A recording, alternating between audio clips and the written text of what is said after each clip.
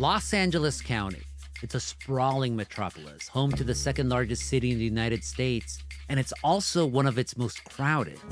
A Times analysis found more people are squeezing into fewer rooms in LA County than any other large county in America. And it's been a disaster for public health even before COVID-19 began to spread.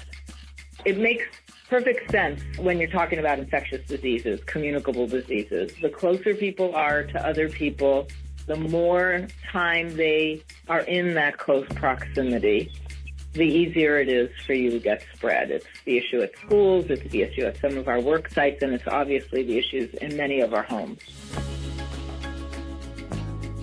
I'm Gustavo Arellano. You're listening to The Times, essential news from the LA Times. It's Wednesday, October 19th, 2022. Today, Los Angeles for decades advertised itself as an American Eden, but it ignored repeated warnings about the consequences of overcrowding on the working class. Now, when the situation is worse than ever and spreading, calls to fix it continue to go nowhere.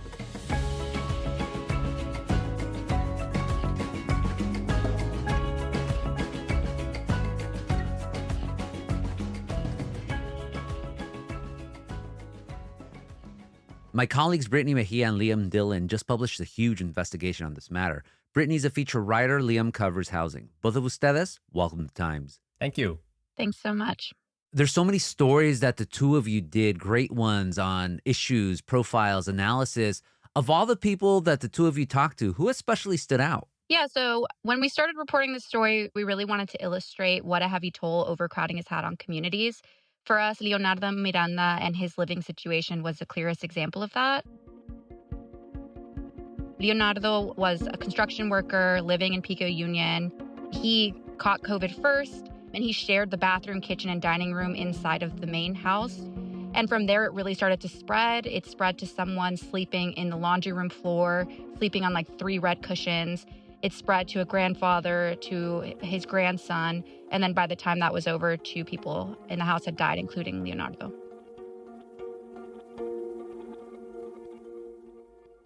If you look at Miranda's neighborhood, Pico Union, that's actually one of the most overcrowded neighborhoods in the country. They have an overcrowding rate of 40%, and that's in comparison to LA, which overcrowding rate is 11%. So there's a huge difference there. It actually is denser than New York City. And when you look at the COVID impact, I mean, there have been tens of thousands of cases, like nearly 16,000 COVID cases and nearly 300 people who have died of the virus, which is one of LA County's highest death rates. I think what was really striking about this whole endeavor was to understand the extent to which sort of LA development history led up to the point that, a significant driver of the mass death, frankly, that LA has seen over the last 3 years during the pandemic is overcrowded housing, and seeing how this sort of century of decisions that we've made as a region led to that was striking and deeply sobering and deeply troubling. We found the founding myth of modern Los Angeles as a sort of nation's capital of single-family home sprawl also ultimately led to this sort of cruel paradox, which is the region is the most crowded in the country and has been for quite some time. So how far back into LA history did you have to go to understand what was happening with overcrowding or how we got to this moment? Well, really, in a sense, the start of modern LA. Back in the 1880s, when the rail lines were connected here and a bunch of boosters, whether they were the Chamber of Commerce types or the LA Times owners themselves and others, sold this place, Los Angeles, which was essentially nothing, into this potential paradise. There is probably no single area holding so much of charm and beauty and the good things of life as Southern California. That got away from the idea of what was happening in East Coast and Midwest cities of being, having high density. From the beautifully designed Spanish-type station at Los Angeles, in the heart of the City of the Angels, the thrill of Southern California is in the air. And the sales pitch of LA is this bringing the mix of all the things you can get in the cities. Fine buildings, huge stores, busy citizens. Your playhouses and your well-integrated economy and all those sorts of things. A city which has grown faster than any other in America in the past decade, and which sees a constant day-to-day influx of people from every part of the world. with the space that you can have in the countryside. That was the deep sell. In the years since the turn of the century, Los Angeles has grown from a sleepy pueblo to a vast, seething metropolitan city. And that went on for decades and decades and decades and led LA to be the place that it is. And what's interesting is when we think of housing in big cities, the stereotype is always a place like New York, tall buildings, public housing, very dense. And yeah, LA has that, obviously, and it has had that for a long time. But the defining feature for the city and the county is suburban sprawl, single family housing specifically. Liam, how did that become the priority as the region grew? So that idea was part of this founding myth of Los Angeles. And I think it's important to note that this founding myth of Los Angeles was specifically designated for, white residents to come here from other parts of the country. When you talk about what the world was like for Black families who may have been trying to escape Jim Crow laws, and Asian families who came here to build railroads, and ultimately, Mexican families who came here to build houses and work in slaughterhouses and all the things in the late 19th and early 20th century, the response among the power brokers in the city was essentially exclusion. This single family home dream was marketed and sold as something that would be predominantly for white residents to come here. And this idea, Liam, of like, oh, Southern California is wonderful. It's gorgeous. It's a paradise. Historians call that boosterism. And as you mentioned earlier, the Los Angeles Times was notorious for that, and a very specific type of boosterism. Right. So that boosterism was extremely prevalent. I mean, it's the idea of, you could see from mountain to sea, you yourself get a house and an orange tree in your backyard and with a manicured lawn. The weather, of course, being the central sales point, which, frankly, it probably still is today. But that's the deal. So we shouldn't underestimate how significant this booster campaign was. I mean, there were newsreels, there were billboards, there were postcards, songs, cartoons, newspaper ads, and really they just sent this one overriding message to the rest of the country, which was come. There was this ad we found from 1921 in the Times that was titled The Great Southwest. Then I'll just quote a little bit from it. Here where nature, I'm bringing my booster voice. Here where nature has builded her finest playground, man has added the material things that provide the comforts that make life worthwhile. Thousands have come to enjoy the life in the mountains, near the sea, in the citrus groves, and amid the forever blooming gardens, and yet but a fraction of the resources of this wonderful country have been developed. And so, orange groves, you get your house, you get your backyard, you get all these things, and you can only get them with the best weather in the world in Los Angeles. These postcards that we have from that time period too, it's all greetings from California, from the land of heart's desire. It's the same thing talking about the orange growing, the fruit trees, and every postcard, it had a house. So it's just this idea of, yes, come here and you will have your own house. But again, as the both of you mentioned, it was come here, basically, if you're white. But Black folks came in, Latinos, everyone tried to come into LA and, starting in the 20s and 30s. But how did Los Angeles make sure that people of color did not live in these white communities and were not able to get part of that boosterism dream?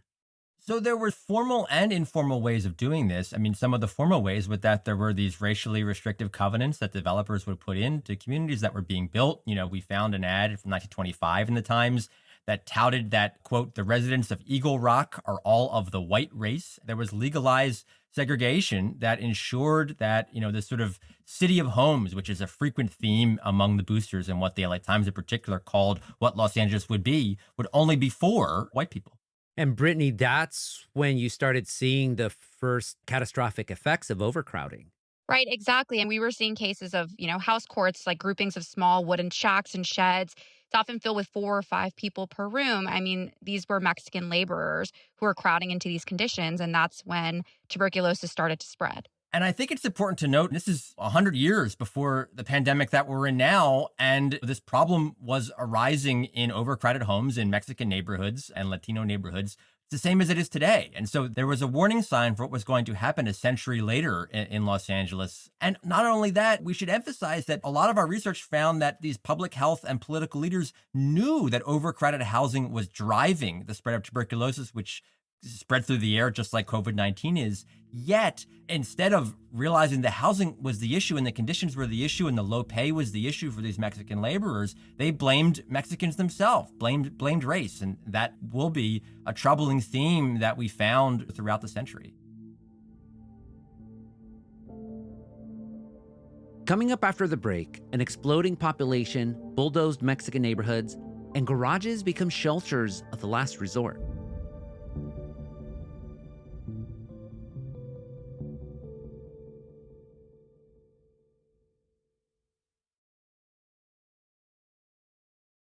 We're back with Liam Dillon and Brittany Mejia, two of my colleagues at the Times, and we're also in the middle of the baseball playoffs. And sadly, the Los Angeles Dodgers are out of them already, which means a lost opportunity for the country to learn about one of the most notorious incidents in LA housing history.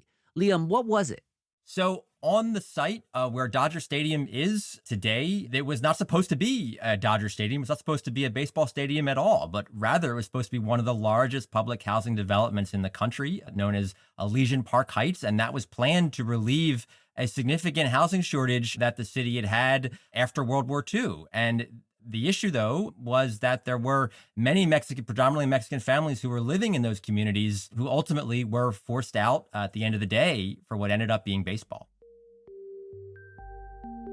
The little walk up the hill was everything, and we just walked there. And the nuns would make sandwiches and things, and it was just a very vibrant center.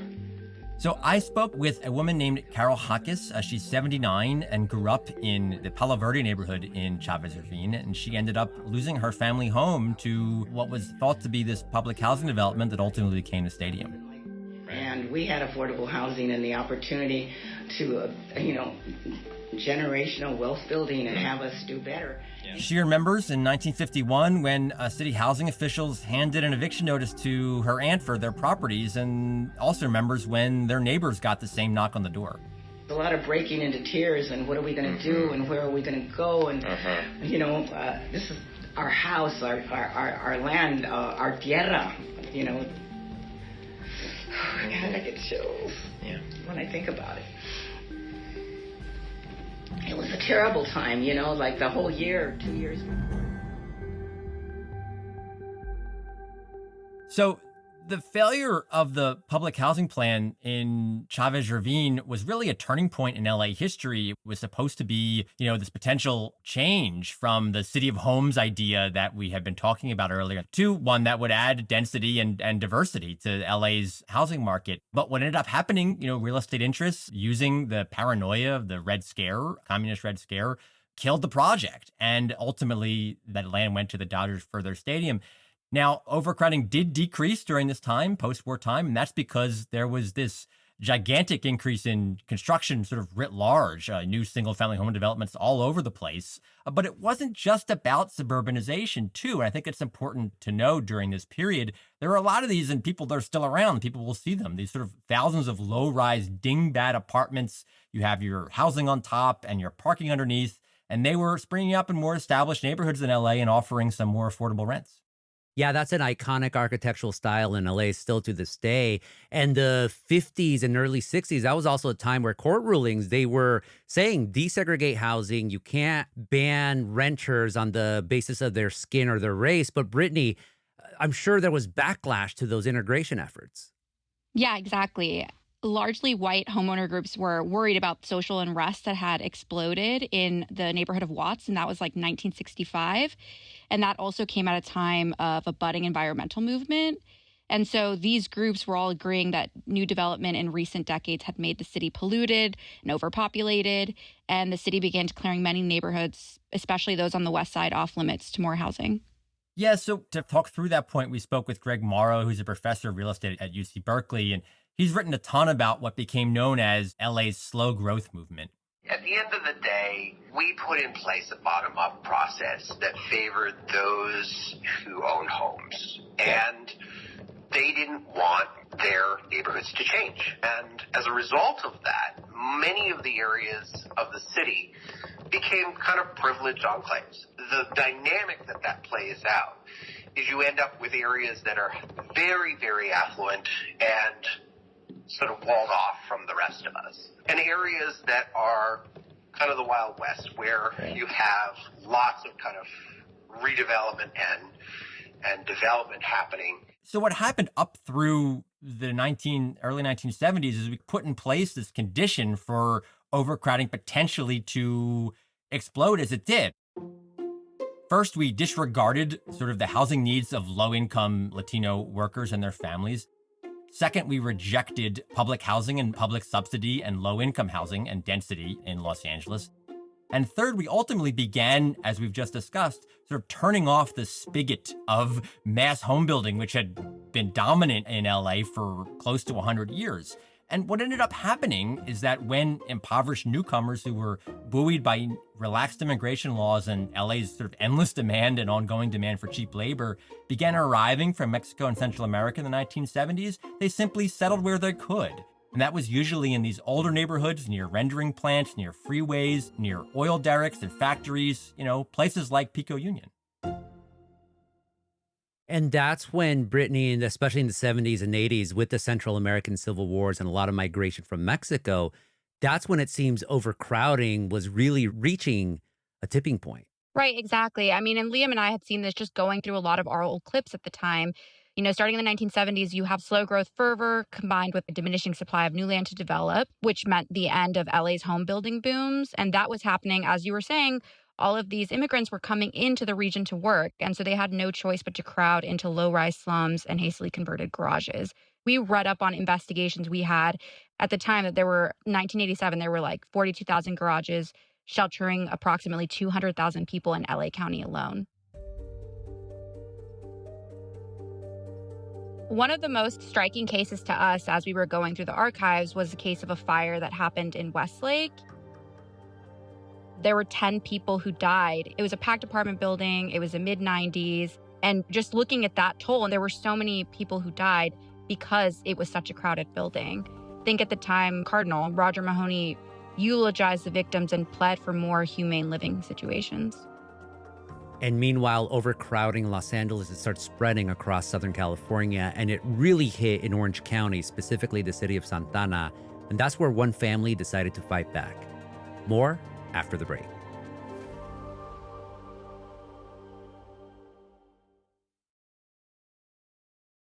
Brittany, you went to Santana to interview the Briseño family.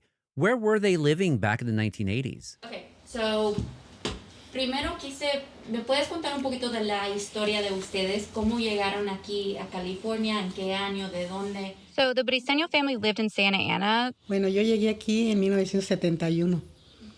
Todo ese tiempo tengo aquí. That was Beatriz Briseño, the wife of Ascensión Briseño. Yo solo le estoy contando lo que yo viví, lo que yo vi cuando fueron a la casa. Nos entrevistaron así como ustedes.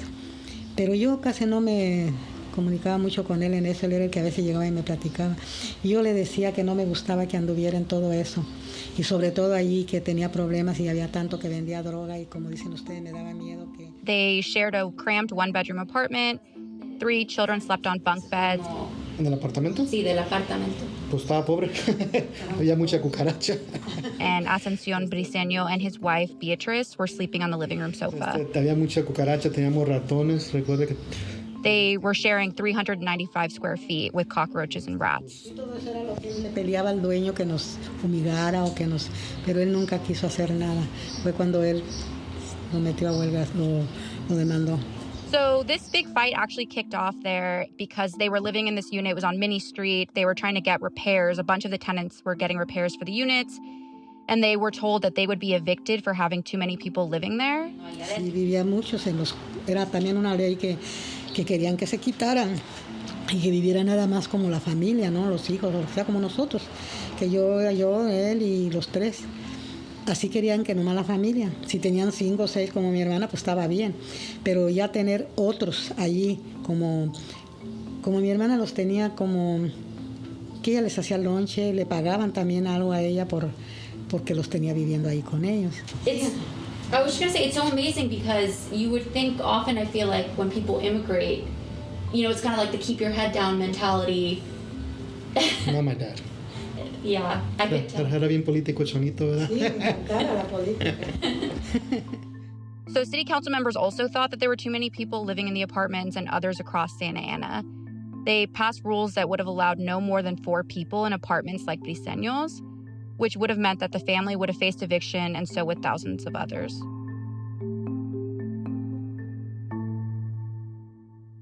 And why did the leaders say that there couldn't be more than 4 people per apartment?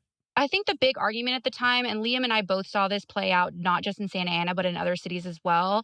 The argument was, oh, we're doing this, it's for safety reasons. But really what you were seeing, especially during council meetings, was protesters who were against the proposals were getting shouted down with chants of go back to Mexico. Ugh. And so for a lot of people, it was really playing out as a race thing and not really something done to help. So Ascension actually wasn't just the type to give up the fight. He saw this as an attempt to force Latinos out of Santa Ana, so he sued. Here's the son of Beatriz and Ascension Briseño. His name is Gerardo. Santana was becoming more and more Latino, and yet the leadership was predominantly more middle class, more affluent, and in many cases more white. And they didn't quite understand why these apartments were overcrowded or felt the need to criticize or comment, because I think their experience was so different than ours. We're more humble, more poor. I guess what I was trying to say is if he ever shared anything about the cases, like your mom said he didn't really talk about it. No, he did talk about it, but not always with us. He talked about it with other people. With us, he was a great man and everything, but he kind of was more reserved. Once he was with his friends or with people that were involved, he was more vocal. What ended up happening? So they actually were able to save enough money to buy their own 2-bedroom home in Santa Ana, which is actually where we went to meet them and interview them. But sadly, Ascension died of COVID in December 2020.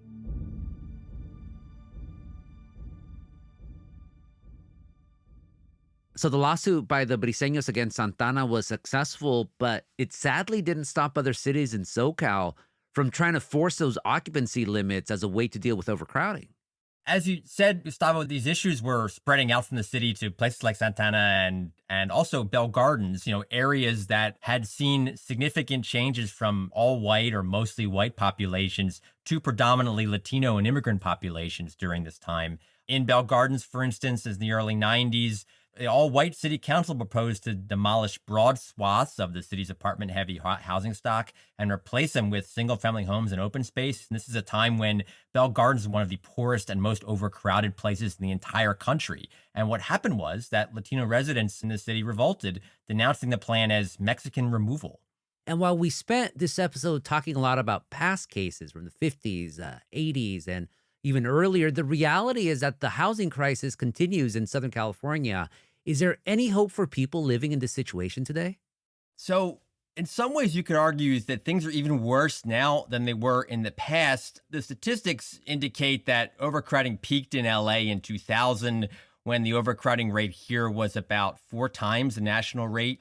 Right now, our overcrowding rate in LA is 11%, which is about 3 times the national average. But what's different about today is that overcrowding seems sort of endemic. You have generations of families who are packed into overcrowded housing and have no way of escape, when in earlier decades, recent immigrants in some cases were able to, afford to buy their homes and escape those situations.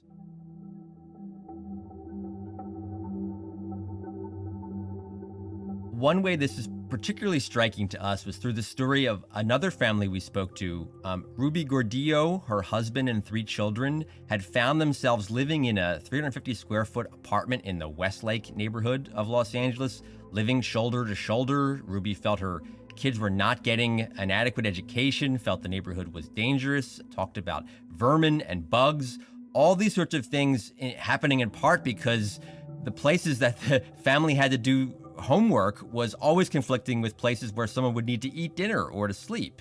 And Ruby described her situation as feeling pretty hopeless. Her husband makes little as a cashier, and she couldn't understand or figure out a way to get out of this overcrowded living situation. So what she did a few years ago, she joined a group that advocates for low-income tenants. And then right around the time the COVID-19 pandemic started hitting LA in spring 2020, she took an extraordinary step. She joined about a dozen other families that decided to seize or take over homes that were owned by the state in LA's El Sereno neighborhood. Those homes had been left abandoned for an aborted freeway project, and Ruby decided this is what she needed to do to get out of her overcrowded living situation.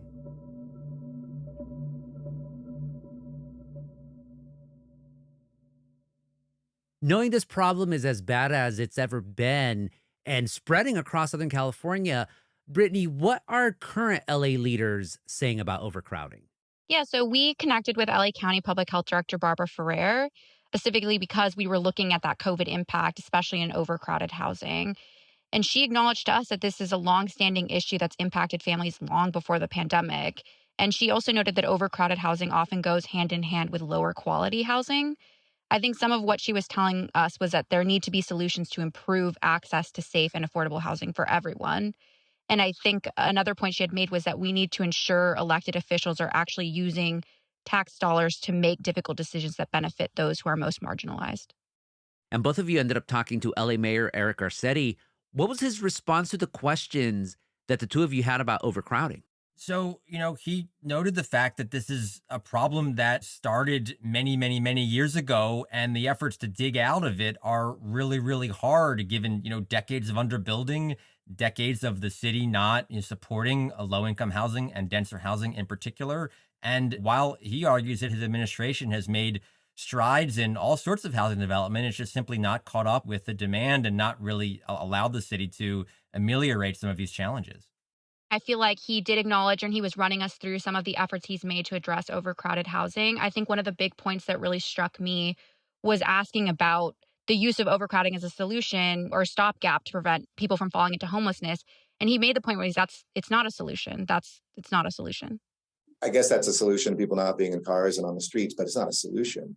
The only solution is to actually build our way out of this. I mean, it's interesting. Our housing crisis needs much more than addressing overcrowding. So you have to do many different things. But overcrowding is addressed 90% of it by building our way out of this, period. It's a mathematical question. It's a mathematical equation, and it has a mathematical answer. Finally, Liam and Brittany, this story is also personal to the two of you because the both of you are in Los Angeles County. You do live in these neighborhoods. You're going around and you have friends who live in this. So what's going to stick with you from doing all of this? I think for me, certainly these stories of individual folks who are dealing with these situations right now and the difficult both to their mental health and potential physical health is overriding. But I think from a historical perspective, this sort of thread that ties together over a century of LA history where it's clear. I mean, the region has relied on poor Latino immigrant labor to power its economy, but has never really provided sufficient wages or housing for those immigrants to live here. And that's the reason we found why overcrowding emerged, and it persists to this day. And when leaders were confronted with this time and again, with the conflict between the suburban lifestyle they were promoting and sold worldwide with the reality of crowding on the ground, the response largely has been to blame Latino immigrants for their lot. And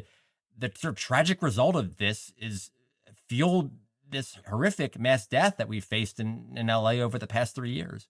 Yeah, I feel like that the point, or what's really going to stick with me out of this, is doing this deep dive into history and seeing history basically repeating itself again. I think that's probably the most devastating thing and the heartbreaking thing. I think to spend time with these families and see the conditions that they're living in and knowing that's been those conditions for decades, for a century, I think that is really what's going to stick with me. Brittany Mejia, Liam Dillon, thank you so much for this conversation and for your work. Thank you. Thank you. Liam and Brittany's package also features photos by Gary Coronado that take you inside the overcrowding crisis in LA. And they also did features on Gabriel Lamar LeMay and Sandhya Kembompati. Read it all at latimes.com.